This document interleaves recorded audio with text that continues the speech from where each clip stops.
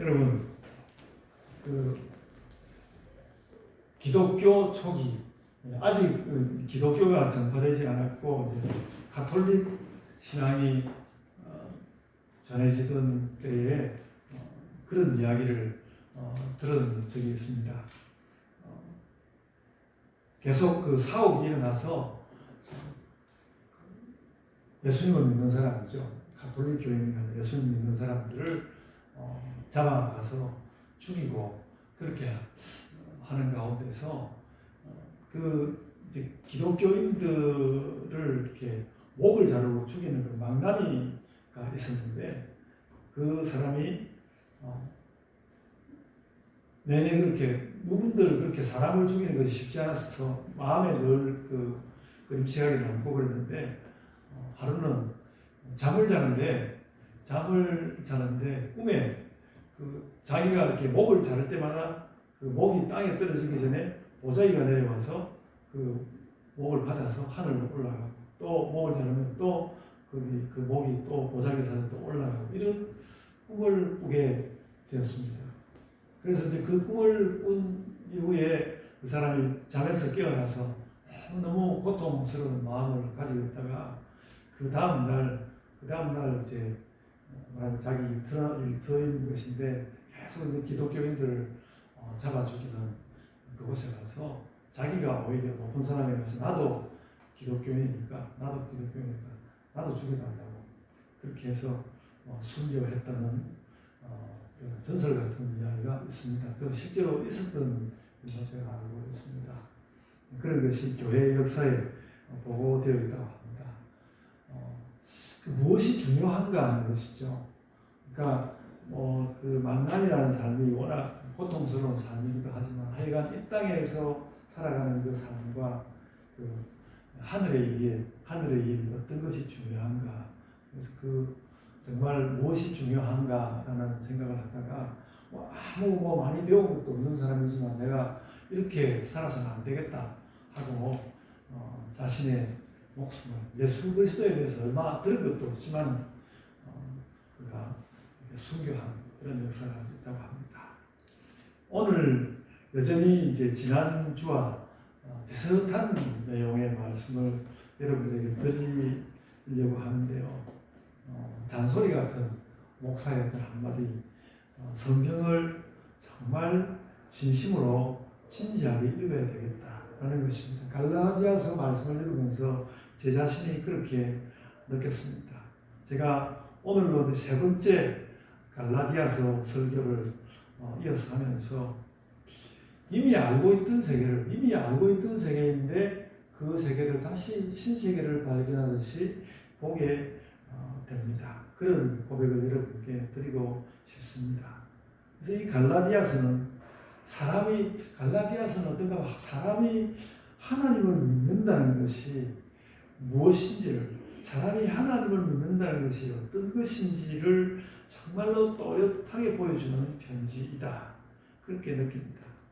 사람이 하나님을 믿는다는 것은 사람으로서는 어떻게 할 수 없는 부분이 있어서 하나님을 믿는 것이고 원래 사람으로서는 어떻게 할 수 없는 부분이 있었기 때문에 하나님께 온 것이니까 그런 믿음의 어떤 결정적인 내용은 결국 하나님에게서 올 수밖에 없다는 것이죠. 갈라디아서는 그 말씀을 계속해서 하고 있습니다. 우리 믿음의 결정적인 부분은 하나님에게서 와야지 사람에게서 오는 것이 아니다.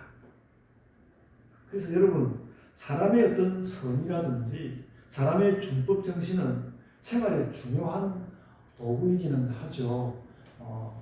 제가 늘 유심히 지켜보는데 정부가 바뀔 때마다 모든 대통령이 자기는 법치라는 주장을 하더라고요. 나는 법을 따라서 합니다.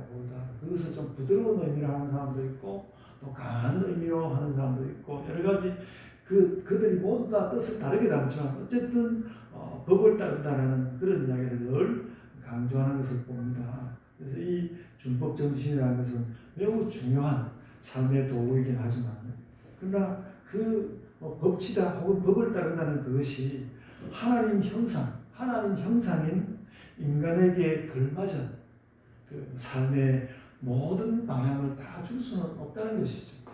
사람들이 아주 최선을 다해서 그 복을 가지고 있는 것이지만 사람은 뭔가 하나님을 닮은 하나님 형상다운 어떤 삶의 길을 가야 하는데 그 길의 나침반은 하나님께 있다는 것입니다.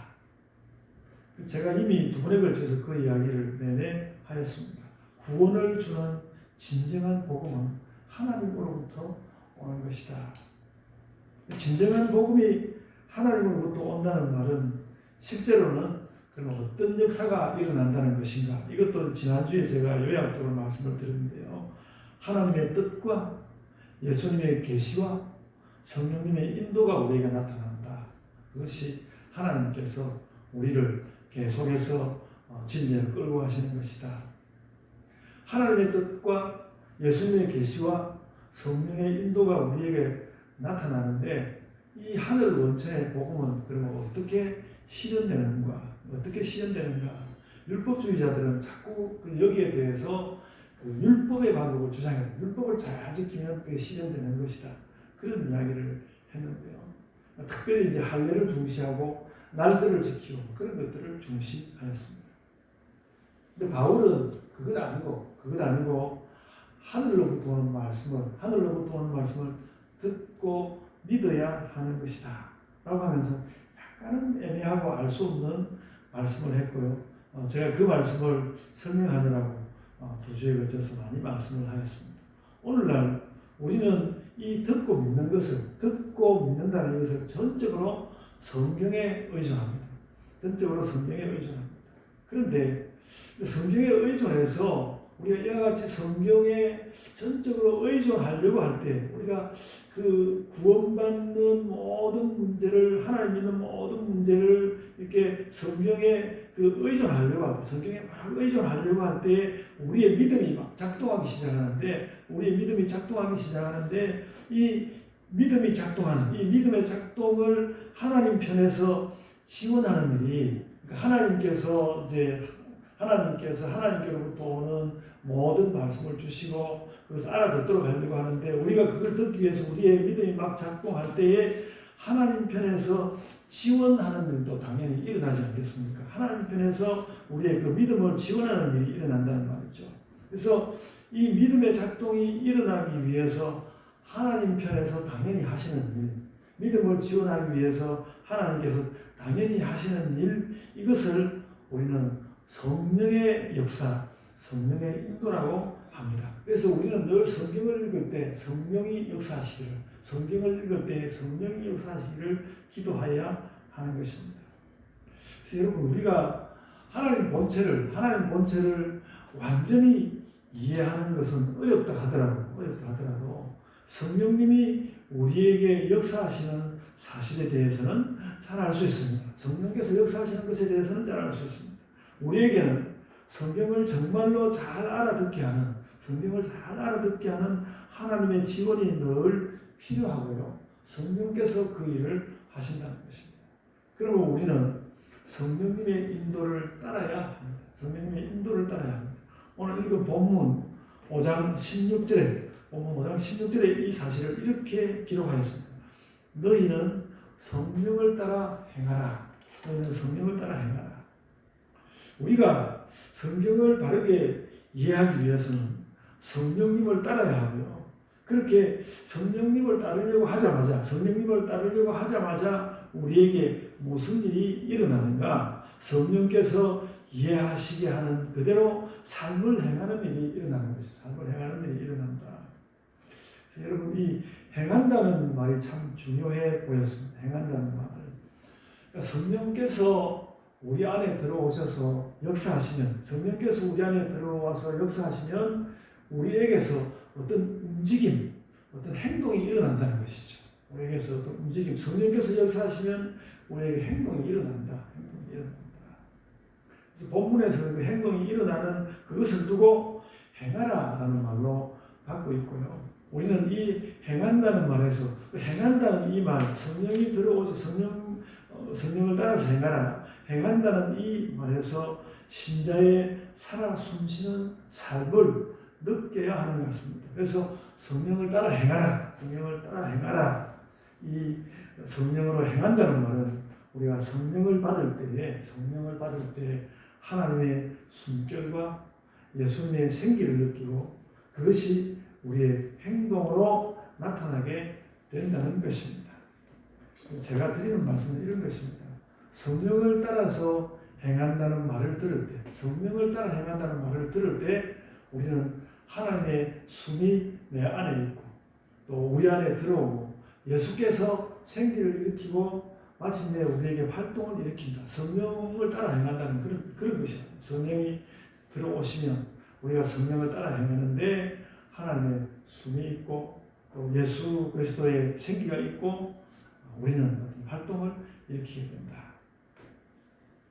여러분 했던 말을 자꾸 하게 되는데 다시 모아보면 이 말을 다시 모아보면 이렇습니다. 우리는 성경을 만나서 듣고 믿는 일을 하게 됩니다. 성경을 만나서 듣고 믿는 일을 하게 되고요. 이 듣고 믿는 일을 하려고 할 때에 하나님은 어떻게 하시는가면 우리에게 성령의 인도함을 주십니다. 그리고 이 성령의 인도는 우리로 하여금 신자다운 행동으로 나가게 합니다. 이것이 성령을 따라 행하는 것인데 성령을 따라 행하는 우리의 삶에서 그래서 우리는 하나님의 숨결도 느끼고 또 그 하나님과 예수님이 주시는 생기와 활동력과 능력을 갖게 됩니다. 이렇게 되는 것이 신자의 삶이라는 것이죠. 성령을 따라서 산다는 것은 그런 것이죠. 신자의 삶입니다. 우리가 그렇게 살아야 합니다. 이 신자의 삶을 잘 사는 것 이것을 너무 갑작스러운 신비로서 느끼는 것이 아니라 그럴 수도 있지만 너무 갑작스러운 신비로서만 느끼는 것이 아니라 이 신비스러운 성령의 역사는 신자의 행함으로 성령의 역사는 매우 신비한 것이지만 신자의 행함으로 우리의 삶으로 나타난다는 것입니다. 이 행함과 삶에 진정한 성령의 능력과 하나님의 숨이 들어있는 것입니다. 우리는 이 하나님의 숨결과 성령의 능력을 담아내면서 살아야 합니다. 그래서 한편으로는 하나님과 관련해서 매우 신비한 것이지만 한편으로는 사람이 늘 살아가는 인간적인 일이고 우리가 행동하는 일입니다. 성령은 우리로 하여금 하나님 뜻대로 행하게 합니다. 하나님께서는 신비한 존재로 우리에게 오시지만은 우리는 늘 우리 행하는 일들로서 그것을 나타낸다는 것이죠. 그래서 오늘 말씀은 너희는 성령을 따라 행하라 이렇게 말씀하고 있습니다. 그런데 여러분 이 성령을 따라서 행하는 신자의 삶에는 두 가지 특징이 있습니다.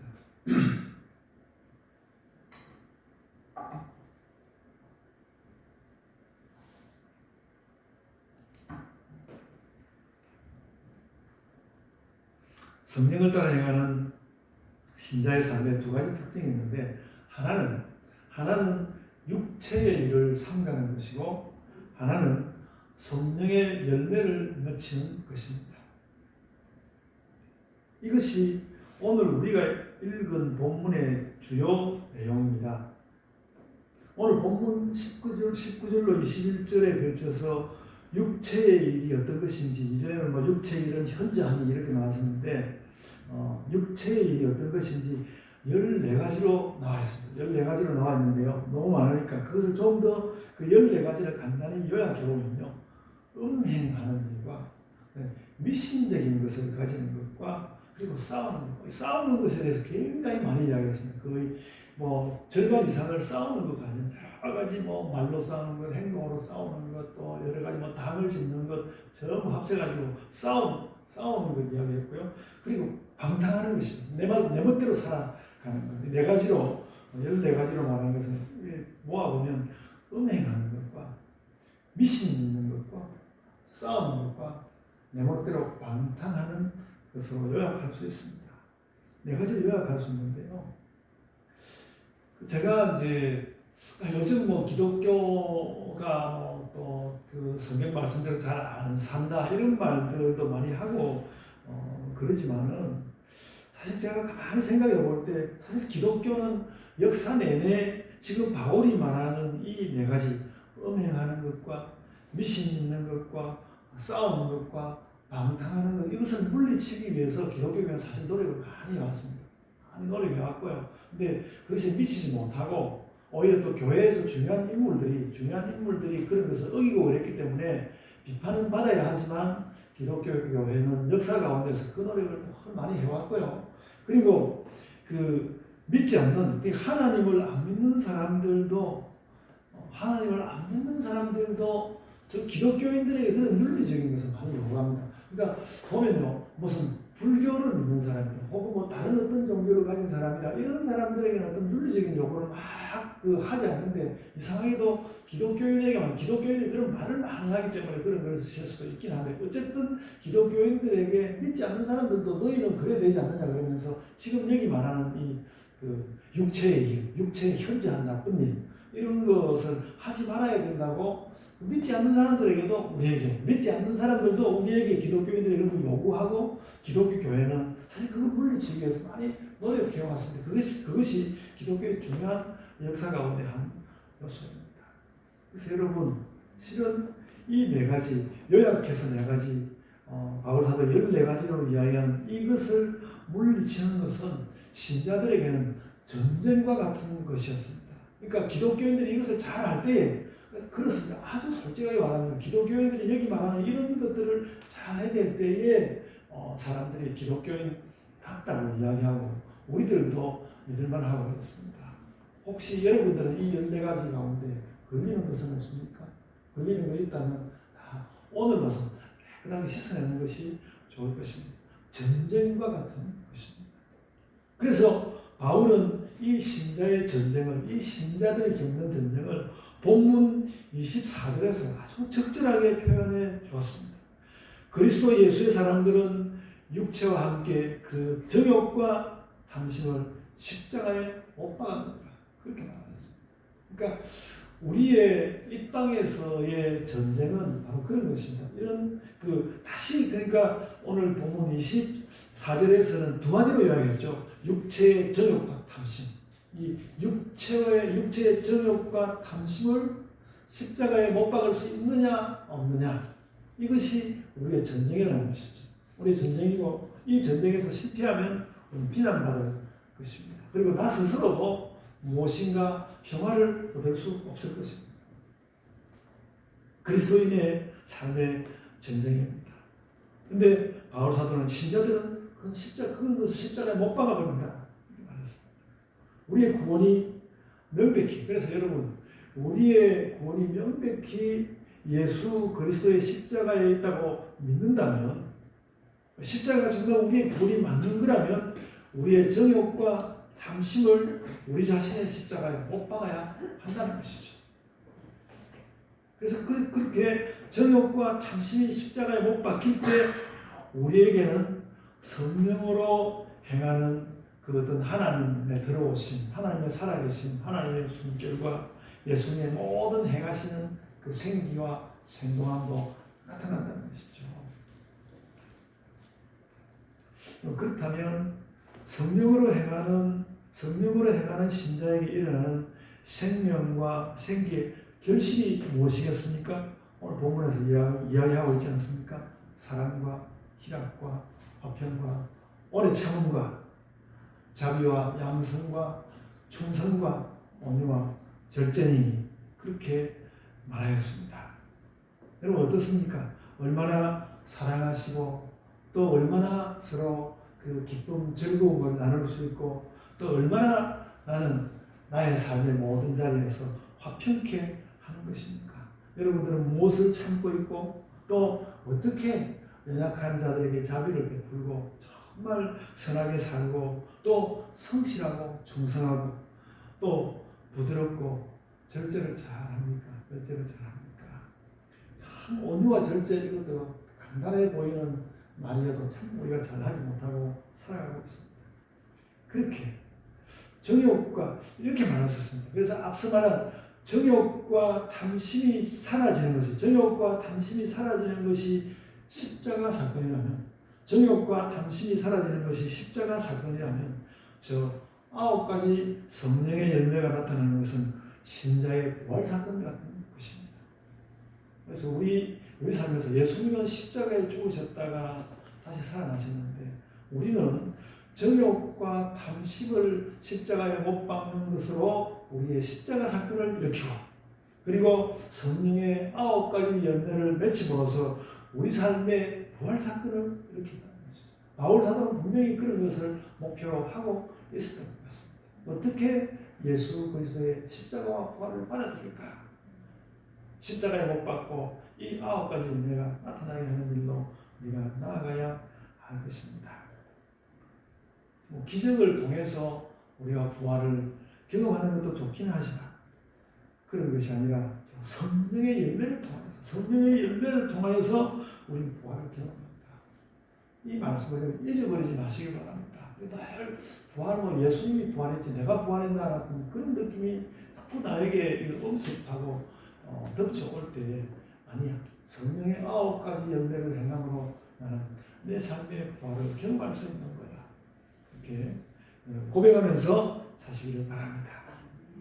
여러분, 우리는 좀 더 좋은 인간이 되기 위해서 성령의 열매를 원할 수 있습니다. 내가 신자니까 무슨 노력을 해서 저 열매를 맺으려고 할 수도 있습니다.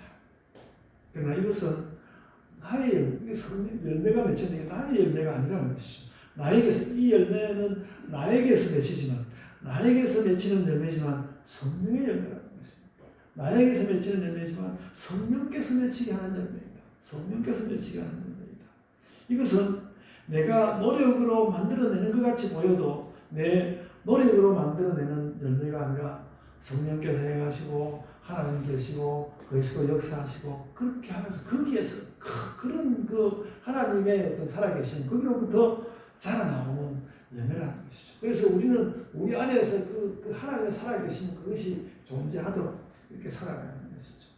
이 열매 9가지 열매를 맺기 위한 우리의 모든 노력들은 결코 헛되지 않을 것입니다. 그러나 그런 노력을 하다가 내 성령의 열매를 막 맺히려고 여러 가지 노력하고 내가 절제하고 막 온유하고 이런 노력을 막 하다가 보면 어느 날 마침내 깨닫게 될 것입니다. 이게 나 혼자서 내가 이렇게 하는 것이 아니라 성령께서 역사하셔서 성령의 인도를 받아서 예수께서 계시 주셔서 하나님 뜻이 들어오셔서 이렇게 하는 것이구나. 성령의 열매가 그렇게 맺어진다는 것을 우리는 깨닫게 될 것입니다. 노력 많이 하시되 하나님께서 하신다.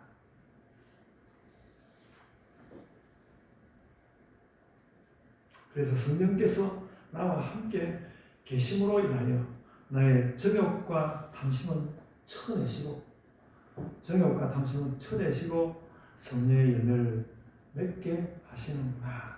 그렇게 오늘 말씀으로 깨달아야 할 것입니다. 여러분 아마도 정욕과 탐심을 쳐내는 이것은 우리가 훨씬 더 적극적으로 할 수 있는 일인 것 같습니다. 악을 행하지 않는 것. 그래서 성령의 열매는 우리의 노력이 많이 결부되고 헛된 것은 아니지만 결국 그것은 성령께서 주관하여서 맺혀주시는 것이 될 것입니다. 그러니까 우리로서는 우리가 악한 일에 다가가지 않는 것, 그 정욕과 탐심에 다가가지 않는 그 일이 매우 기본적으로 매우 중요하고 그때에 성령께서 성령의 열매를 맺혀 주실 것입니다. 이것이 성령을 따라 행하는 신자의 삶입니다. 그래서 우리가 이 열매를 맺힙시다. 성령의 9가지 열매. 이걸 잘 맺히면 우리가 부활의 경험을 하게 된다는 것입니다. 부활의 경험을 하게 됩니다.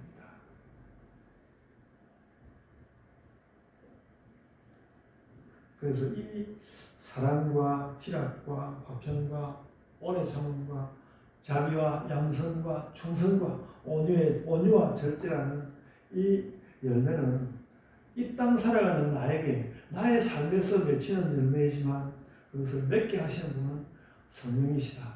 하나님이시다. 하늘의 열매입니다.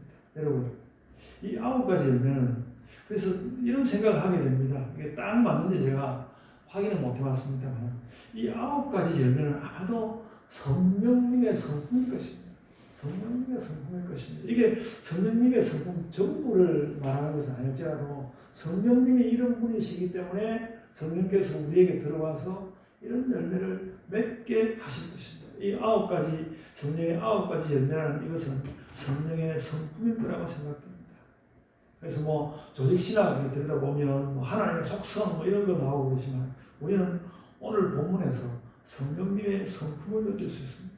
성령께서 우리에게 이런 열매를 맺힌다고 해서 이 9가지 열매가 성령님 전부라고 말할 수는 없지만 성령님을 느낄 수 있습니다. 그리고 우리에게 이런 성품이 일어날 때는 이런 그 성령님의 성품이 막 이렇게 9가지가 막 일어날 때는 우리에게 무슨 일이 일어나면 성령을 체험하는 역사가 일어난다는 것이죠. 이런 9가지 열매가 자꾸 이 9가지 일들이 우리에게서 일어나다 보면 성령을 체험하고 하나님께서 살아계시고 그런 경험들을 우리가 하게 된다는 것이죠.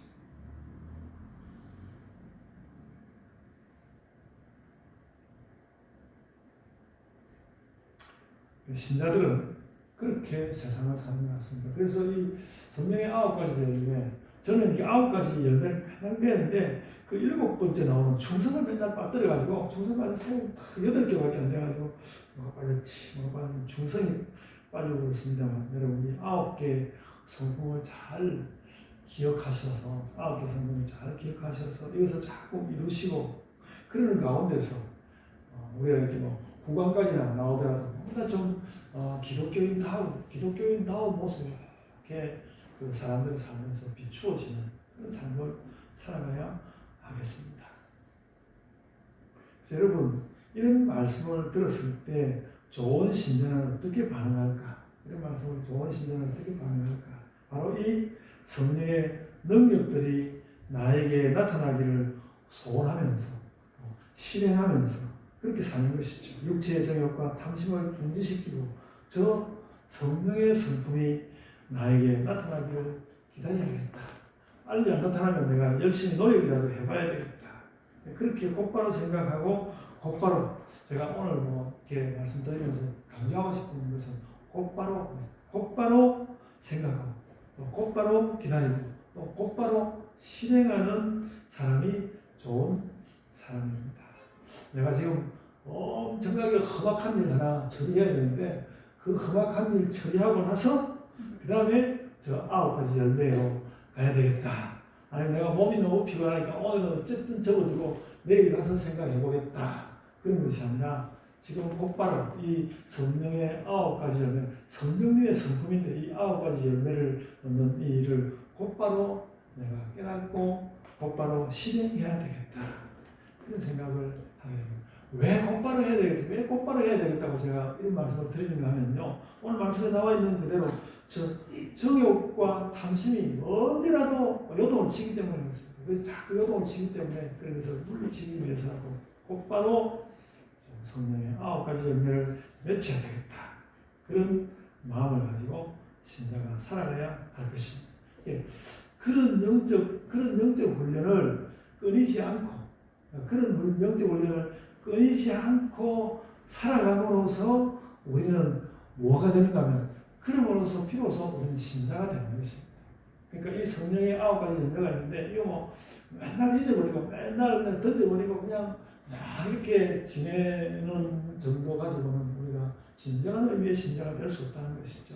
이런 성령의 9가지 열매를 잘 맺히면서 그 맺히는 영적 훈련을 할 때에 내가 좀 신자답구나. 그러니까 내가 신자답구나. 이렇게 뭐, 그렇게 걸쳐는 것처럼 나타나지 않아도 뭔가 그 하나님께로부터 오는 그 시원한 영적 바람이 나를 쓱 지나가면서 내가 신자된 것을 느낄 수 있는 그런 것이 성령의 9가지 열매. 좋은 때에 한번 성령의 9가지 열매를 암수하는지 시험도 한번 쳐보고 그렇게 하면 참 좋을 것 같습니다. 그래서 여러분 오늘 말씀의 능력이 무엇입니까? 오늘 말씀의 능력이 무엇입니까? 지금 당장 마구 날뛰는 나의 정욕과 탐심을 십자가에 못 박는 것입니다. 그 오늘 말씀의 능력이죠. 우리 그래야 합니다. 성경 말씀은 그걸 못 받기 위해서 하는 것이지 못 받는 거구나 이렇게 깨닫기만 하기 위해서 하는 것은 아닙니다. 오늘 말씀의 능력이 그것이라. 정욕과 탐심을 아예 십자가에 못 박는 것이다. 그리고 저 성령님의 성품 9가지 사랑과 희락과 화평과 오래 참음과 자비와 양선과 충성과 온유와 절제를 기다리고 또 그것을 실행하는 모든 신자들이 다 되시기를 바랍니다. 이것이 신자의 실생활이고 또 영적 신비입니다. 그러니까 우리가 이걸 성령의 9가지 연배를 다 실제로 해가면서 살아가는 실생활인데 그것은 또 성령님으로 오기 때문에 성령님으로부터 오기 때문에 우리에게 하나의 신비로서 늘 있는 것입니다. 그래서 그렇게 살아감으로써 우리가 참 신자로서 세상을 살 수 있는 것입니다. 여러분, 우리 예본교회 성도 여러분, 우리가 성령의 성품된 성령의 9가지 열매를 늘 실행함으로써 참 신자로 이 땅을 살아갑시다. 아멘. 제가 기도하겠습니다. 은혜가 풍성하신 아버지 하나님, 저희가 이 성령에 관한 많은 말씀들 끝에서 우리가 실제로 실행하여야 할 성령의 9가지 열매를 알고 또 그것을 행하기를 원합니다. 또 그렇게 하면 그 성령님의 성품과 같아서 우리가 그렇게 행하는 가운데 성령님을 체험하고 또 그 성령님 때문에 우리가 신비를 얻고 또 그 성령님 때문에 우리의 삶의 길들을 새롭게 하며 나아갈 수 있을 줄로 아나이다. 아버지 하나님, 성령님의 충만하심으로 저희들 가운데 늘 그렇게 오시옵소서. 참 신자로서 또 한 걸음 걸어가기에 부족함이 없는 또 그 신자의 삶을 망각하지 않는 그런 신자의 삶을 살게 하여 주옵소서. 저희의 삶으로 아버지 하나님 영광을 삼아 주옵소서.